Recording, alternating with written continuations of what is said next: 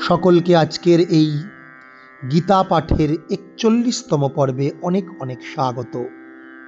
আজকে ৪১তম পর্বে শ্রীকৃষ্ণ অর্জুনকে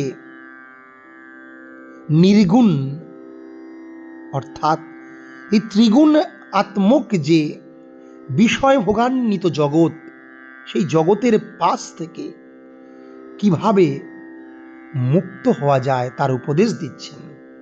অর্জুনকে বলছেন, তুমি জগতে যা কিছু দুঃখ, কষ্ট, দ্বন্দ্ব, রাগ, অভিমান, ক্রোধ, হিংসা, সুখ ভোগ দেখতে পাচ্ছ, তার মূল কারণ হচ্ছে এই ত্রিগুণ, সত্য, রজ, তম।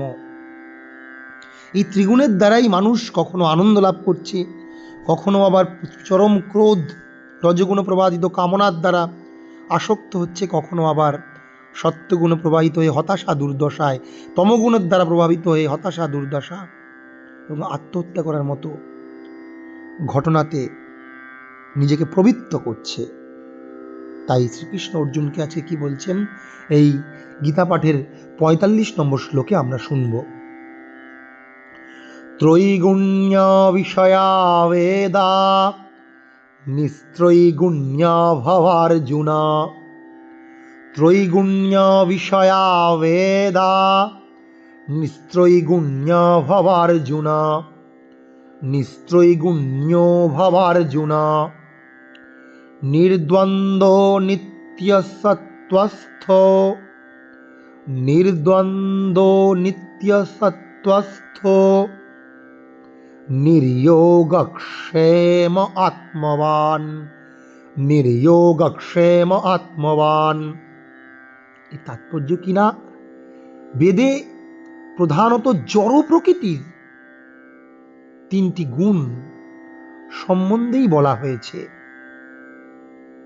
সেগুলো কি না, হে অর্জুন, তুমি সেই গুণগুলিকে অতিক্রম করে নির্গুণ স্তরে অধিষ্ঠিত হও, সমস্ত দ্বন্দ্ব থেকে মুক্ত হও এবং লাভ ক্ষতি, যোগক্ষেম ও আত্মরক্ষার দুশ্চিন্তা, নিজেকে রক্ষা করার দুশ্চিন্তা থেকে মুক্ত হয়ে অধ্যাত্ম চেতনায় অধিষ্ঠিত হও। বলছে কিনা, নিস্ত্রৈগুণ্য বিষয়া বেদা। বেদে যে, বেদ বলতে এখানে কোথায় না, বেদের কর্মকাণ্ডে, সেখানে যাগ যজ্ঞ, উপাসনা এবং যাগযজ্ঞের যে ফল, স্বর্গলাভ ইত্যাদি বর্ণনা করা হয়েছে, তা মূলত সত্য রজতম গুণ, এই ত্রিগুণের দ্বারা। তার ফলে সুখ দুঃখ মানুষ ভোগ করবে। কিন্তু হে অর্জুন, তুমি এই ত্রিগুণ রহিত হও, যে তুমি সত্যগুণে যখন উন্নীত হলে, তখন সাধুর মতো আচরণ করলে অত্যন্ত সুন্দর, তোমার ভিতরে নির্মল জ্যোতি প্রকাশিত হচ্ছে। আবার যখন রজগুণে অধিষ্ঠিত হচ্ছে, তখন প্রচণ্ড কামনা এবং ক্রোধের বশতে তুমি মোহমান হচ্ছ, আর তমগুণের দ্বারা তুমি সমস্ত অস্ত্রশস্ত্র ফেলে দিয়ে দুর্বল চিত্ত হচ্ছে। এরকম করো না। তুমি একজন ক্ষত্রিয় বীর, তোমাকে নিস্ত্রৈগুণ্য হতে হবে, ত্রিগুণ রহিত হতে হবে, ত্রিগুণাতীত হতে হবে। তুমি সবসময় সমান থাকতে হবে, ত্রিগুণ্য ভাবার জন্য।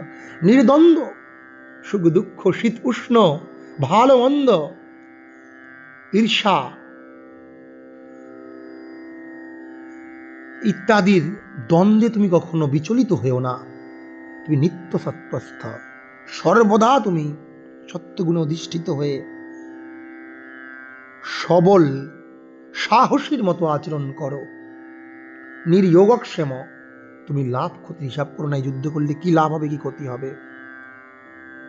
আত্মবান, তুমি আত্মবান হও, অর্থাৎ আত্মতত্ত্ব জ্ঞানের জন্য প্রয়াসী হও, কিন্তু শুধুমাত্র নিজেকে রক্ষা করার জন্য, নিজের শরীরটাকে রক্ষা করার জন্য তুমি প্রয়াসী হও না। তুমি পরমাত্মা উপলব্ধির জন্য নিজেকে সচেষ্ট রাখো। এটাই কিন্তু এই শ্লোকের মূল তাৎপর্য। কি বলছে না, ত্রৈগুণ্য বিষয়া বেদা নিস্ত্রৈগুণ্য ভবার্জুন। নির্দ্বন্দ্ব নিত্য সত্ত্বস্থ।